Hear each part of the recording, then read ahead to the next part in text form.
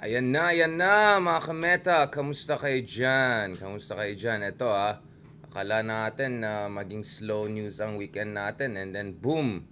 Ito po yung nangyayari ngayon, di ba?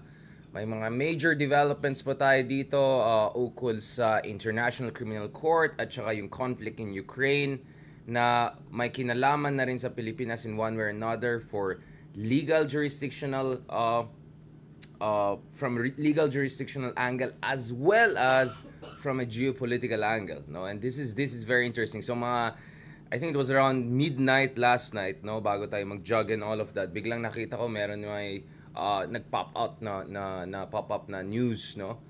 Breaking news from New York Times, kung saan of course ano tayo, 'di ba? We're a subscriber.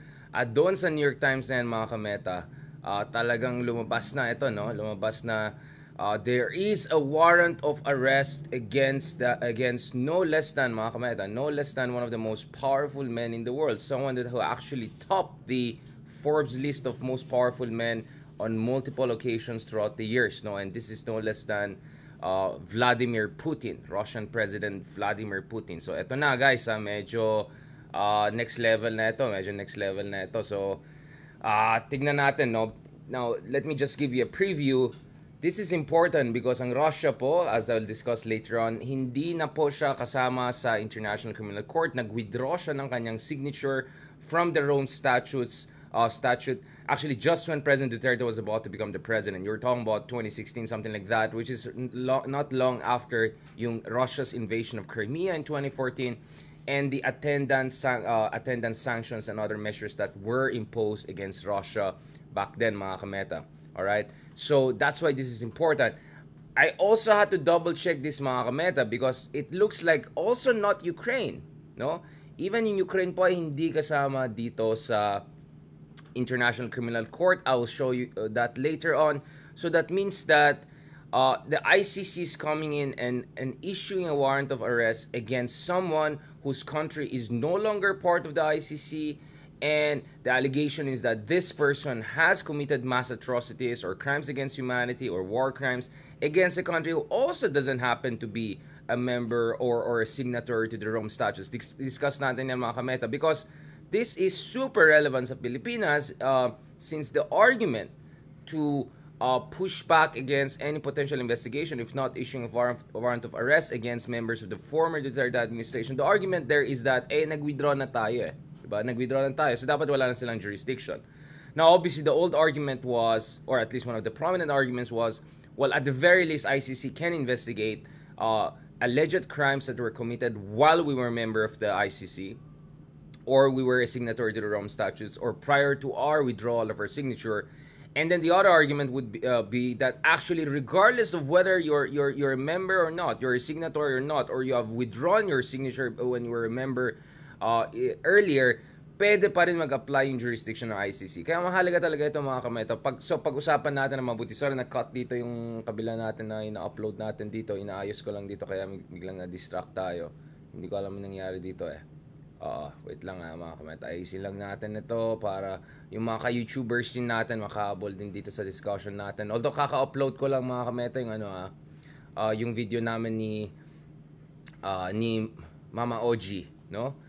I-upload ko rin sa inyo, guys, dito soon. Paki-check also. I-upload natin yung mga medyo interesting interview din kasi yan But just when I thought, mga kameta, na magiging discussion natin will be very how should I put it? Well, very internally or domestically oriented. I'm multitasking here. Just when I thought everything is gonna be very internally oriented, or baka naman slow news tayo sa weekend, eto, boom, nangyari ito, mga kameta, which is itong ICC. So, let's go to this. Pag-usapan natin yan, mga kameta, para ma-appreciate nyo yung konteksto ng pinag-usapan natin, no? Let's talk about this. Let me show a number of things. So, first of all, let's go and let's analyze what's happening. In fact, last night, yung president ng ICC was also international news. Chine-check natin yung kanyang statements. So, big deal talaga sa kanila yan. So, kung may nagsasabi na, ayan, etong mga to, wala silang audacity to take on big guys. Remember, yung isa accusation laban sa ICC is that, they just go after, leaders of African countries, weak countries, peripheral countries. Oh, well, now they have gone against no less than supposed superpower. No, supposed because well, Russia's economy is not really barely, not even barely among top 10 in the world, no, and its military, well, nakita natin how it's performing against Ukraine, so I'm not sure about the superpower argument, although of course they have the biggest stockpile of nuclear weapons next to the United States, so that kind of makes them a superpower, but more or less in many other ways medyo malabo. Now let's check the details of this report, mga kameta, para ma-appreciate natin yung nangyari or yung relevance na nangyari, mga kameta. Let me just go to this. Ayan talaga Ayan talaga. Okay. So, the International Criminal Court issued an arrest warrant kahapon against Russian President Vladimir Putin. Ang accusation po laban sa kanya is war crimes. Ito yung sinabi natin kanina, di ba? So, generally what we're talking about here, mass atrocities, so war crimes, ethnic cleansing, first genocide, yung pinakagrabe, isa sa mga pinakagrabe, katulad ng nangyari sa Rwanda, katulad ng nangyari sa South Sudan, and of course, katulad ng nangyari ng World War II against the the religious minority na inatake ng Nazi Germany, no? Not to mention also against Polish and Slavic people during the Second World War, no? So its first warrant for Ukraine, no, related sa Ukraine, the ICC called for Putin's arrest on suspicion of unlawful deportation of children and unlawful transfer of people from the territory of Ukraine to the Russian Federation. Ayon sa Kremlin naman, the arrest warrant against Putin was outrageous but meaningless with respect to Russia. Let's discuss a little bit more. Ayon kay Dmitry Peskov, ang Kremlin spokesperson, ito yung parang hierarchy nila, Russia found the very questions raised by the ICC's, quote, outrageous and unacceptable, but noted that Russia, like many other countries, did not recognize the jurisdiction of the ICC anyway. So very similar argument, Ruiz, used by sa mga katatay, di ba? Now, and accordingly, any decision of this kind are null and void for the Russian Federation from the point of view of the law, no?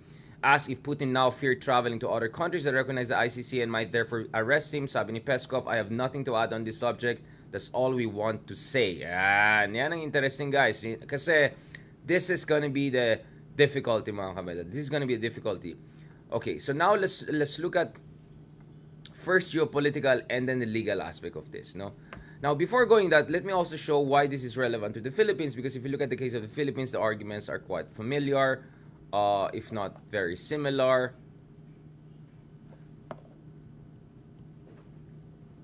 Post natin yan. Now, obviously, from a jurisdictional standpoint, you can look at the argument, for instance, of complementarity. The idea is that ang ICC po ay hindi pwede basta-bastang pumasok.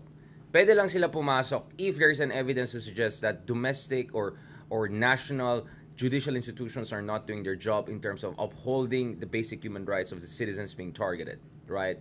Now, this could be due to war, this could be due to civil war, or this could be due to unwillingness of a relatively functioning state to undertake necessary investigations to get to the bottom of the matter, right? So complementary means once it's determined that local or national institutions are incapable of or are unwilling to properly investigate mass atrocities, allegations, and charges, that's where papasok ang ICC. Now, alam natin itong kaso laban sa dating administration or top officials of the previous Duterte administration dun sa ICC. This has been going on for what, 4 or 5 years at least, diba? Magpa 5 years na yata yan. So this has been going on for quite some time. While the war in Ukraine has been pretty new, I mean, it's not pretty at all, but it's quite new, diba? So parang the other year lang yan. Now, okay, first of all, let me just give some first impressions here na lang. So, one thing we have to keep in mind is, mga kameta, this says that ang ICC po hindi natakot to go after non-colored, I mean, essentially, this is a white man we're talking about here and a leader of a superpower or supposed superpower, at least a major country, right? So yung accusation na ICC is just a white man going after the colored people, African people, etc. Well, now it's not really making as much sense, right? Because, you can see it yourself, right? The other thing is the accusation against ICC that it acts too slowly, that it lacks audacity, right? And sense of urgency. Well, the war in Ukraine is just over a year ago, nang start yan last year, February. So within a year, a lot of cases were being filed, especially by the Ukrainian government. And interestingly, Ukraine also is not part, no, from such. Pag-usapan din natin yan. So many cases have been coming. So ICC is acting on that very, very expeditiously, no. So the argument that they're too slow, this goes down. The argument that they're just targeting, Africans or post-colonial leaders, well, this is coming down also, because you're talking about, of course, a European white leader. But of course, it also raises certain other questions, mga kameta, diba? One of the questions it raises is, wait lang, bakit yung case of Philippines na allegation that allegedly there have been tens of thousands, not thousands, but tens of thousands of EJK, bakit parang ang tagal ng investigation process, while in the case of the Philippines, in the case of Ukraine, wala pang 1 year, parang meron na tayong ganito. Now, again, this goes back to the concept of complementarity. Di ba pinag-usapan natin yan, mga kameta? Because the Philippines is not in the midst of war with any other country, nor is it being invaded by another country. So that's why it gave the Philippines the chance to argue that, no, nagfa-function pa rin naman. And by the way, we're also willing. So therefore, if you look at it, there were some token cases here and there being investigated, especially kay, of course, we're talking about, at least one conviction during the Duterte administration. Once, naalala niyo naman, diba? Si Kian, diba? When Kian was killed. So the Philippine argument is that we have functioning state institutions and we're willing to. But that cannot apply to Ukraine, right? Or in the case of Russia, because one is an invading country, another is being invaded. So clearly, there's no argument to be made in terms of let the local courts to go after alleged criminals. So what? Like Ukrainian courts going after Putin? That's not going to work, right?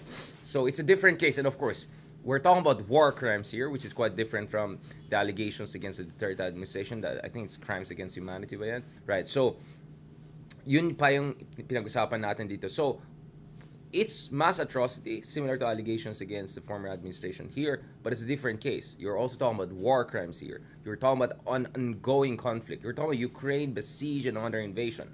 You're talking about warrant arrest against a country which is invading the other country. So, the idea of waiting for local courts to do their job doesn't make sense here.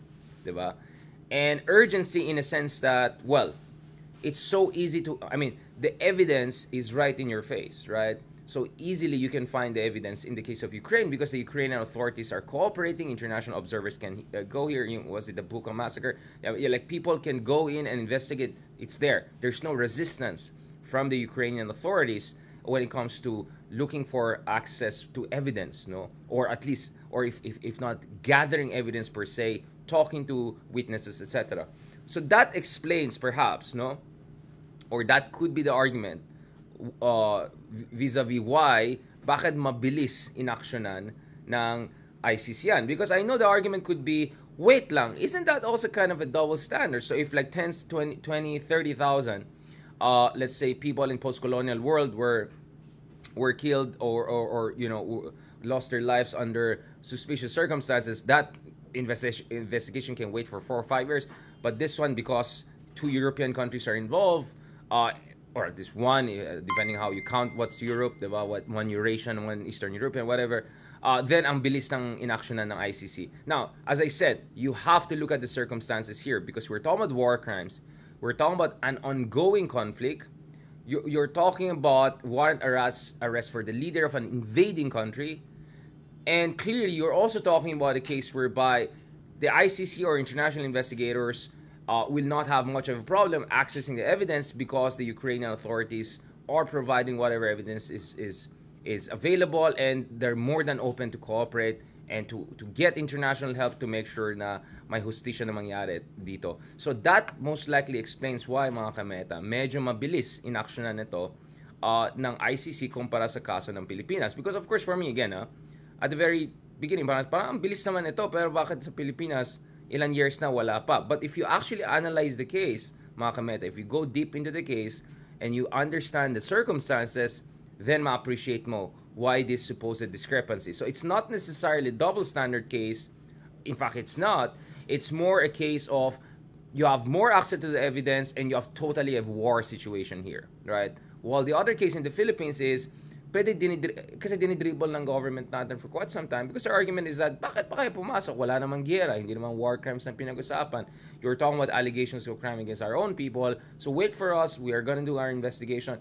So ang debate ngayon, the back and forth ngayon mga kameta is whether the ICC can still exercise jurisdiction or should exercise jurisdiction, or whether the Philippines is already doing its job, diba?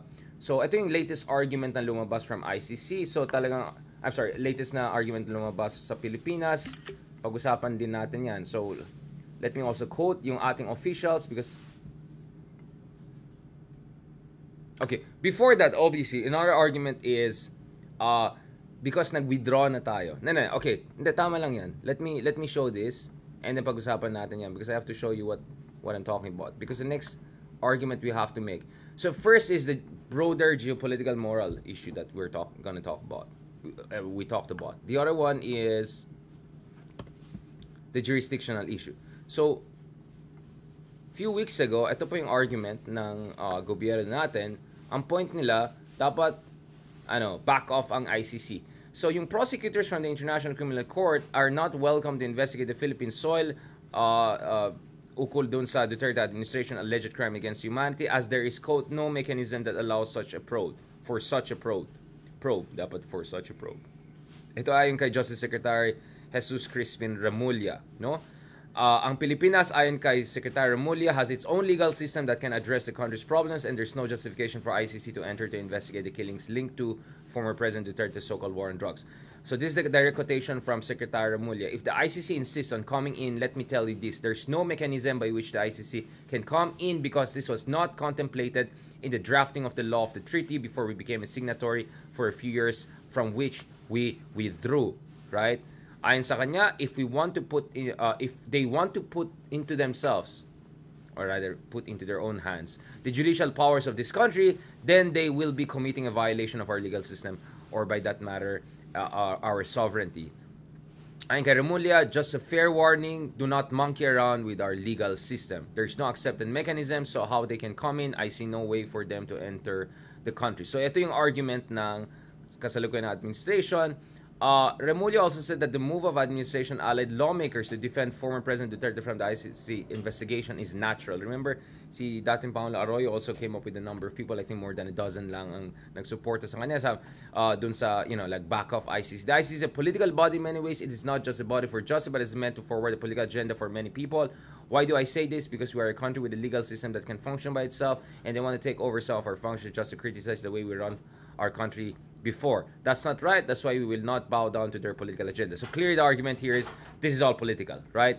And of course, the other argument, mga kameta, is wala naman jurisdiction because nag-withdraw na tayo sa ICC. Well, this is where things get tricky because if you look at it, mga kameta, nag-withdraw na po ang Russia, similar to the Philippines, in fact, a few years earlier, ang kanilang membership sa ICC, and also Ukraine is not. So ito, mga kameta, pakita lang natin yan. So actually, if you look at it, similar to the Philippines, nag-withdraw din ng Russia from the ICC. This is when, they were facing a lot of pressure after the invasion of Crimea. So this is back in 2016. Russia said it's formally withdrawing signature from the founding statute of the International Criminal Court, the Rome Statute, a day after the court published a report classifying the Russian annexation of Crimea as an occupation. No, so yun yung context. Back then, also 3 African countries who were full members of the ICC, South Africa, Burundi, and Gambia, also signaled their intention to pull out following complaints that ICC prosecutor focused excessively on the African continent. Ito yung sinabi natin noon, diba? So, again, the argument that, walang jurisdiction ng ICC or ICC hindi sila papasok dahil nag-withdraw naman tayo, Russia has been out of the picture for quite some time, and yet they went with this warrant of arrest. So the precedence here is very, very important, mga kameta. The other thing also to keep in mind here is also Ukraine.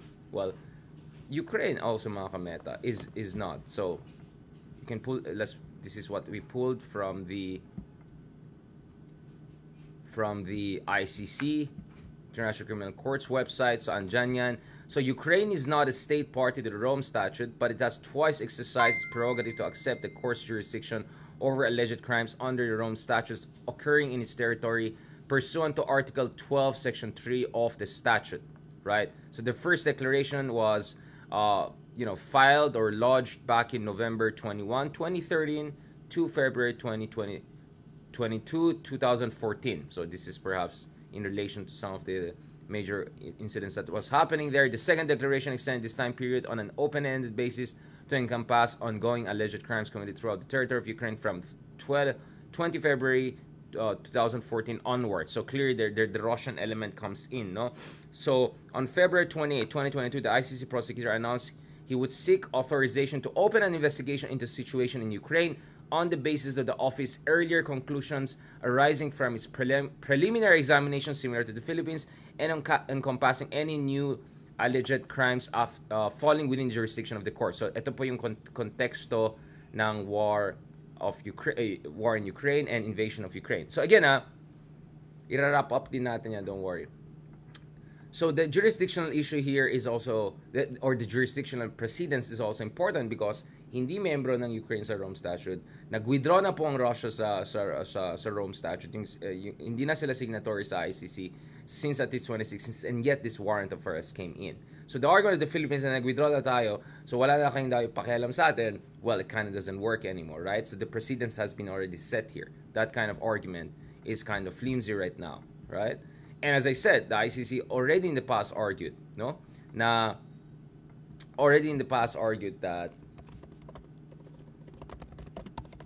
kahit nag-withdraw ka na, mag-apply pa rin, right?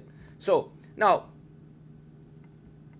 the thing though is, mga kameta, let us discuss this more, no?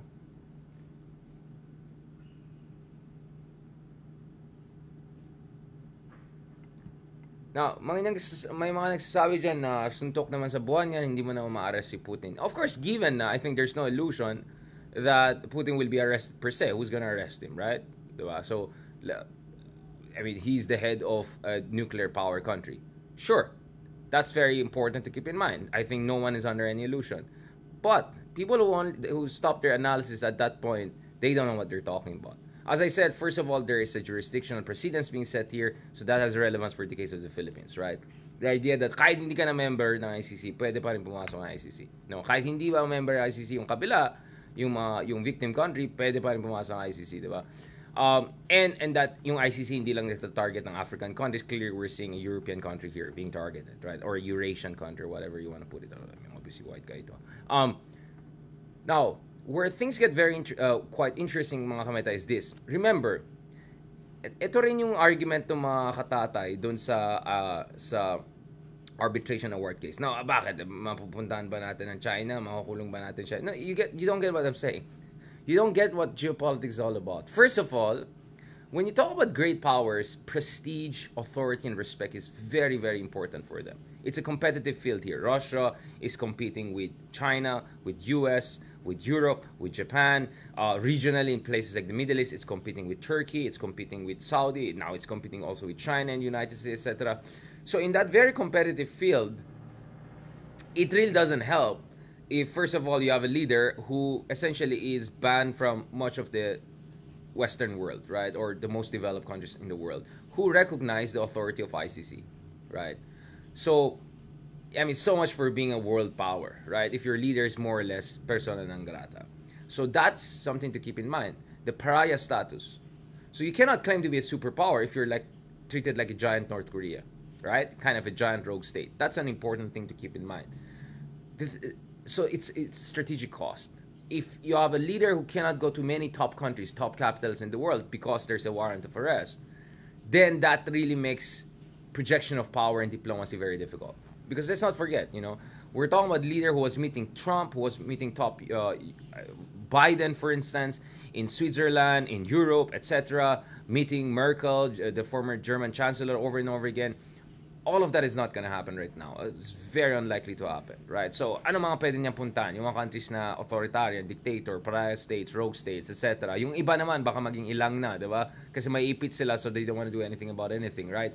So that pariah status is important because it it chips away at prestige and power. Prestige and power. Prestige and power is very, very important. Why? You see, countries spend billions of dollars on soft power or propaganda because prestige matters. Because hindi lang sa brawn yan eh. You see, why does China spend all of this money on these all initiatives and projects and all? Because it wants to get respect. It wants authority. It wants to gain trust. It wants to get confidence. It wants to have prestige. Prestige is very important. Hosting World Cup, Olympics, very, very expensive. But countries do that because of prestige. Why would Qatar spend all this money? Prestige. So prestige is a big thing. Because in a competitive world, if you want to have more allies, you want more countries to follow your example, tas ang tawag dyan, soft power, mahirap magkaroon ng soft power kung medyo pariah status na yung top leaders mo. Diba? So that's a big strategic cost. But let's not also forget the moral argument. Sometimes, regardless of the result, that's the consequentialist argument. The intentionalist argument is that you have to do the right thing regardless of the result. But what I'm saying is that even the result is significant here because you're talking about the potential pariah status. Now, the other thing to keep in mind, mga kameta, is that the Russian economy is not doing well, right? It's definitely not collapsing. The idea that the West could make Russia collapse, that's ridiculous. It's not going to happen. Russia is a great country. It's a powerful country in every sense of the word. It has nuclear weapons. So you cannot underestimate Russia. But Russia's growth potential, Russia's access to top technology, Russia's per capita income growth, all of those things are not really in a good place. And as Russia stagnates and has a hard time sending its leader to other countries, has a hard time conducting trade with other countries. It can do, but look at it. It's doing trade with India, but super cheap nila binibenta yung mga kanilang oil and gas. Or oil in this case, in the case of India. Yung China, both oil and gas, right? But they have to sell it cheap because they're... So, that's what I'm saying. People are just saying, hindi naman makulong yan, or hindi naman bawaksan ang Russia, but that's an unrealistic target to begin with. What you're looking at here are the strategic costs, the pariah status, the diplomatic isolation. The more diplomatic isolation, it also affects your ability to conduct trade and strategic agreements with other countries. For instance, the Philippines was supposed to buy weapon systems, advanced weapon systems from Russia. No more now. We don't want to do anything about it because we don't want to get into the whole, you know what to say, right? The quagmire. Indonesia was supposed to get Su-35 fighters. They withdraw. They don't want to do anything about, Russian weapons, etc. Who's coming in? India is coming in. So India is getting cheap oil from Russians who are desperate to sell it. And by the way, to extract that oil, it's not free. So you have to spend a lot of money to extract oil, and then you're selling it cheap. So your margins are going to be very, very thin. No, and then with gas, you cannot just remove the pipelines from Europe and put it all the way to Asia. It doesn't work that way, all right? It's far more complicated than that. It takes years to build pipelines. The demand in China is not like, is not going to completely cover what it needed for itself, plus everything that's going to be lost in Europe. Hindi ganon. It doesn't work that way, right? So there are many, many costs here. Strategic costs, economic costs, transactional costs, prestige costs, all of these things. And as I said, it also sets a precedence jurisdictionally that even if you're a leader of a powerful country, right, if the ICC believes or International Court believe that there's sufficient evidence, then they can go after you, right? But anyways, yun nga yung sinasabi. Kaya nga, if you look at the Philippine Arbitration Award, for instance, the Chinese, they're not using the term 9-dash line anymore as much. Because alam nila, ano na yan eh, joke na yan, after yung Arbitration Award na lumabas. And then, dun sa mga hindi nagbabasa, hindi nakakaintindi ng international politics, it's the Philippines Arbitration Award which is being invoked by the U.S. and other powers who are conducting, freedom of navigation operations, directly challenging China's claims in the area. That's why the Europeans are coming in more comfortable with it. That's why the Japanese and Indians are coming in and they're feeling more comfortable with it. Even the Koreans had something there, although they didn't want to pick a direct fight with China because of the North Korea angle. So on and so forth, right? And it will be very difficult later on for China to invoke UNCLOS to support its own interests in other parts of the world, like Arctic, etc., because what happened in the arbitration case in the Philippines is going to boomerang. So that's what I'm saying. International politics is not about total collapse or total victory. It's all about these gray areas of strategic costs and strategic gains. So clearly, Russia is not going to collapse. Clearly, Putin is not going to be arrested soon. I don't think ever. It's very unlikely, but look at all of this cost that is imposed. Look at all of this isolation. You see, there was a lot of discussion about China brokering that Saudi-Iranian deal and how US was absent from the picture. I would say, well, obviously, kalaban ng US yung isa. So, hindi talaga sila maging mediator yan. But a country like Russia could have been the mediator instead of China, because Russia has been a big player in the Middle East for quite some time, since Tsarist era. But they're not, because they're more and more isolated. They're more and more isolated, and they're operating from a position of weakness. That's a very, very important thing. So yeah, sure, Russia and China are gonna buy from Russia. It's just China and India are gonna buy from Russia, but they're gonna buy it as cheap as possible, right? Very cheap. So a lot of foregone revenues there. A lot of countries don't want to do any arms deals with Russia anymore, including Indonesia, including the Philippines. Again, you can see Putin will not be able to go to a lot of countries to, to project power, to build personal relationship because of this situation. Many other countries, they don't want to do anything about it. And then, of course, Western countries, the major capitals in this world, London, Paris, Washington, D.C., lahat na yan, maging off-limit na mga yan. So these are strategic costs, right? And these are important. These are important things to keep in mind. Because again, at the end of the day, there is no illusion whatsoever about whether warrant arrest will be implemented anytime soon. Right? But this is about making sure, first of all, you send a moral signal, you set the jurisdictional precedents, and you increase the strategic costs. So this looks like the intention and the consequences of what we're seeing right now. And as I said, this also has repercussions for the Philippines, because all those arguments on hindi na tayo kasama sa Rome Statutes, therefore this and that, all of those arguments right now are, you could argue, are far more questionable and flimsy, and some would even say they should be thrown out of the window. All right, I'll keep it there, mga kameta. Let's see what will the response of the DOJ be, of the Marcos administration. I know, of course, what are the arguments going to be, etc. Let's see where this is going to go. But for me, this is big. This is big. And the relevance of this is going to come out more and more and more in the coming weeks and coming months, as we see reactions, counter reactions, and all the chain of events, and chain of, or this dialectics of back and forth between Russia, the West, and the rest of the world. Let's see where this is going. Now, President Xi Jinping is also going to be in Russia, I think, in the coming days. Let's also see how that's going to go. So clearly now, with Putin not being able to visit many top capitals, he's going to meet Xi Jinping as a junior partner. So again, of course, China will visit them. India will visit them, sure. But now we know who's the junior partner, who's the senior partner. For a long time, Russia was the senior partner when it dealt with its allied country. Now it's operating from a position of weakness. I mean, just look at how Central Asian leaders were treating Putin when he visited them for Eurasia or Shanghai Cooperation Organization meeting, etc. Again, this is about prestige. This is about power. This is about being able to conduct diplomacy. This is about respect and authority and all of that. Those are things that very much matter in the international arena, especially if you're a superpower or claim to be still a superpower. All right? So mga kameta, thank you very much for that. Let me papasalamat tayo sa lahat ng mga nanonood sa atin. Again, we're trying to be as objective as possible, so we showed all of the evidence. Ipo-post natin yung mga articles, everything relevant to our discussion here. So maraming salamat mga kameta. We're trying to be as objective as possible. Hindi ko bagal kasi yung internet ko dito. Alright, thank you very much guys. I'll get back to you. 1 second na, kailangan ko lang ilabas to. Alright, mag-thank you na lang ako dyan, alright? Sa lahat ng comment, parang hindi lumalabas dito nahirapan ako ilabas dito. Ayan, thank you very much as always kay Mia Fresnido for comment. Ayan, great weekend din po sa inyo. Kay Edwin Romeo Azucenas. Kala ko hindi member na ICC. Kaya nga yun ang sinasabi ko, neither Ukraine or nor Russia are, right? Russia is no more, and Ukraine has not been, so still. So that's where jurisdictional issue is very important.